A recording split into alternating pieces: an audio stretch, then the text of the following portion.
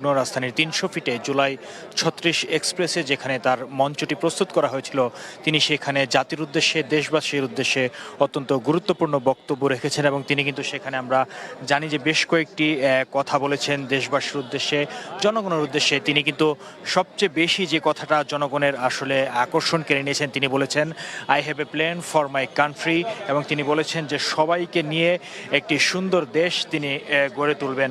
অর্থাৎ আজকের এই স্বদেশ প্রত্যাবর্তন দিবস উপলক্ষে দীর্ঘ এক মাসেরও বেশি সময় ধরে আমরা দেখেছিলাম বিএনপির প্রস্তুতি, দেশবাসীর প্রস্তুতি, এবং সেই প্রস্তুতি কিন্তু ইতিমধ্যে আসলে অনেকটাই সমাপ্তির পথে কিংবা সফলতার পথেও কিন্তু বলা যায়। আমরা আপনাদেরকে জানিয়ে রাখতে চাই যে সকাল থেকে ভিড় ঠেলে তারেক রহমানের সেই বসুন্ধরা আবাসিক এলাকার পাশে ৩০০ ফিট যে রাস্তা, সেখানে জুলাই ৩৬ এক্সপ্রেস রোডের মধ্যে যে মঞ্চ তৈরি করা ছিল, সেখানে কিন্তু অনেক চড়াই উতরাই বাধা পেরিয়ে তিনি যেতে হয়েছে। কারণ শত শত হাজার হাজার লাখ লাখ আসলে সংখ্যায় পরিমাপ করে কিন্তু শেষ করা যাবে না যে আসলে কত পরিমাণ মানুষ আজকে তারেক রহমানকে আসলে স্বাগত জানানোর জন্য রাজধানীর হযরত শাহজালাল আন্তর্জাতিক বিমানবন্দর থেকে রাজধানীর বসুন্ধরা ৩০০ ফিট এলাকা পর্যন্ত তারা দাঁড়িয়েছিল। সেই যাত্রা এবং সেই মানুষের সমাগম কিন্তু এখনো শেষ হয়ে যায়নি।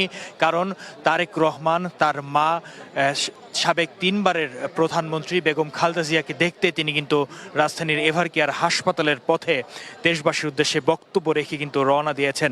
এখনও আমরা যেমনটি দেখেছি, যেমনটি জানতে পেরেছি যে সেখানে প্রচুর পরিমাণ কিন্তু আসলে মানুষের ভিড়। অর্থাৎ তারেক রহমানকে দীর্ঘ প্রায় 18 বছর পর এক পলক দেখার জন্য মানুষের যে আকুতি, মানুষের যে আগ্রহ, সেই আগ্রহর কিন্তু শেষ নেই। অর্থাৎ তারা প্রত্যেকেই কিন্তু সেই ৩০০ ফিট সড়কে এখনও তারেক রহমানকে এক পলক দেখার জন্য, কেউ বা ছবি তোলার জন্য, কেউ বা একটু স্মৃতি হিসেবে তাকে ক্যামেরায় বন্দি করে রাখার জন্য আসলে চেষ্টা চালিয়ে যাচ্ছেন।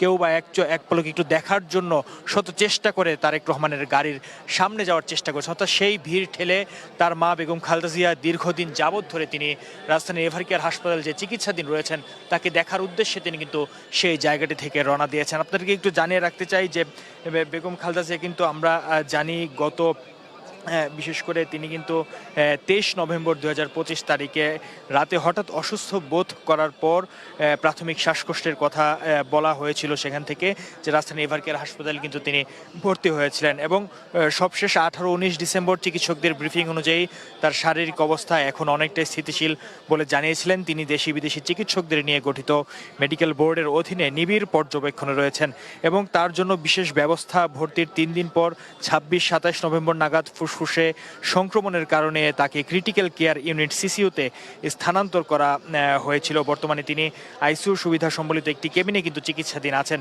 এবং তার চিকিৎসা কার্যক্রম গত 19 ডিসেম্বর তার একটি ছোট্ট অস্ত্রোপচার প্রসিডিওর সফলভাবে সম্পন্ন হয়েছে।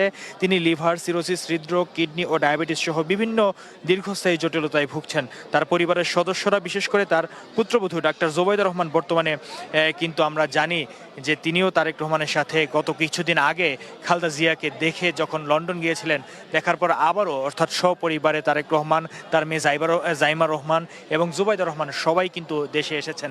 অর্থাৎ আপনাদেরকে একটু জানিয়ে রাখতে চাই, তারেক রহমান দীর্ঘ 18 বছর, প্রায় 18 বছর পর তিনি যে দেশে ফিরেছেন, তার যে স্বদেশ প্রত্যাবর্তন হয়েছে, সেই স্বদেশ প্রত্যাবর্তন কিন্তু শুধু দেশেই নয়, দেশ পেরিয়ে কিন্তু আসলে বিশ্ব মানচিত্রেও এটি আজকে কিন্তু সবার চোখে ছিল, সবার নজর কেড়েছে এবং তিনি সেখানে দীর্ঘক্ষণ যাবৎ জনগণের উদ্দেশ্যে কিন্তু বক্তব্য রেখেছেন। তিনি বিভিন্নভাবে সেখানে কথা বলেছেন এবং দেশবাসীকে আসলে জানিয়েছেন যে সবাই মিলে একটি সুন্দর বাংলাদেশ গড়ার তিনি প্রত্যয় ব্যক্ত করেছেন।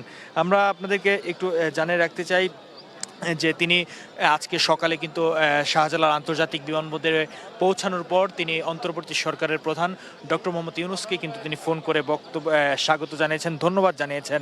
অর্থাৎ এবং বিএনপি মিডিয়া সেলের ভেরিফাইড একটি ফেসবুক পেজে কিন্তু আমরা দেখেছি যে সেখানে তিনি জানানো হয়েছে তারেক রহমান অন্তর্বর্তী সরকারের প্রধান ডক্টর মোহাম্মদ ইউনূসকে তিনি ধন্যবাদ জ্ঞাপন করেছেন সহ দেশবাসীর প্রতি তিনি কৃতজ্ঞতা জানিয়েছেন। অর্থাৎ সাধারণ মানুষ, বিএনপির নেতাকর্মী, অন্যান্য বিভিন্ন সুশীল সাংস্কৃতিক রাজনৈতিক সামাজিক নেতৃবৃন্দ ব্যক্তিবর্গ যারা এখানে উপস্থিত হয়েছেন তাকে আজকে সারাদিন বিভিন্ন গণমাধ্যমের পক্ষ থেকে যেভাবে তুলে ধরা হয়েছে সবাই কিন্তু আসলে আজকের দিনটা এই ঐতিহাসিক স্বদেশ প্রত্যাবর্তন 25 ডিসেম্বর সে উপলক্ষে সবাই আসলে তারেক রহমানের বক্তব্য থেকে শুরু করে তার প্রত্যাবর্তন, তিনি যে দেশে এসেছেন, বক্তব্য রেখেছেন, সব কিছুর প্রতি কিন্তু তার চোখ ছিল। আমরা আপনাদেরকে একটু জানিয়ে রাখতে চাই যে এই মুহূর্তে কিন্তু প্রায় কাছাকাছি পর্যায়ে চলে এসেছেন, যেহেতু আসলে লাখো লাখো জনতার উপস্থিতি আজকের এই 300 ফিট সড়কে, সেই কারণে কিন্তু আসলে এত মানুষের ভিড়, সে মানুষের ভিড়কে ঠেলে তিনি রাজধানীর এভারকেয়ার হাসপাতালে তার মাকে দেখতে আসার জন্য কিছুটা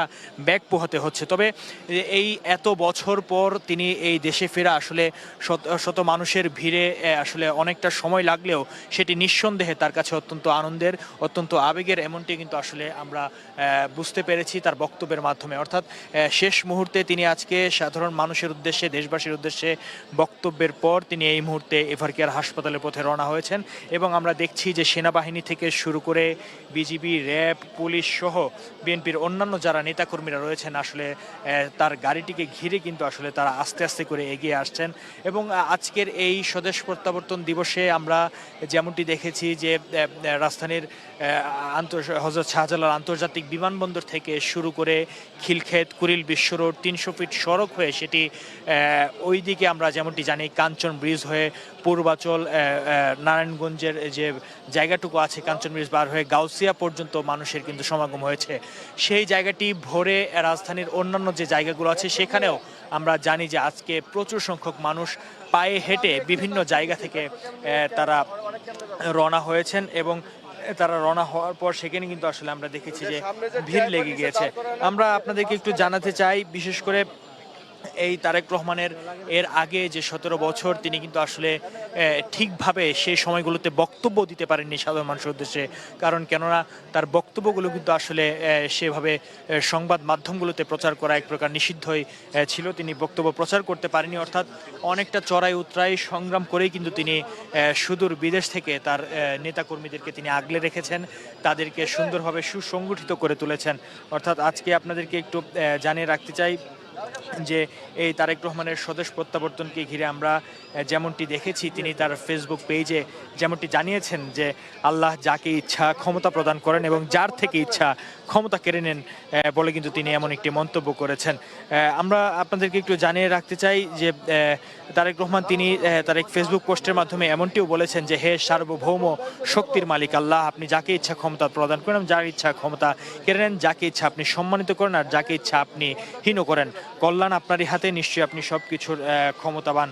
অর্থাৎ আপনাদেরকে একটু জানিয়ে রাখতে চাই আজকের এই স্বদেশ প্রত্যাবর্তনকে ঘিরে রাজধানী এভারকেয়ার হাসপাতালে এই মুহূর্তে ব্যাপক নিরাপত্তা জোরদার করা হয়েছে এবং এখানেও আমরা দেখেছি 300 ফিট থেকে প্রচুর সংখ্যক মানুষ এভারকেয়ারে উপস্থিত হয়েছে। দর্শক, কালের কণ্ঠ লাইভে আপনাদেরকে সরাসরি সংযুক্ত করেছিলাম আমি ওয়াসিফ পার্থ। আমরা পরবর্তীতে আবারও আপনাদেরকে দেখাবো, সেই পর্যন্ত চোখ রাখবেন কালের কণ্ঠের ফেসবুক এবং ইউটিউব চ্যানেলে।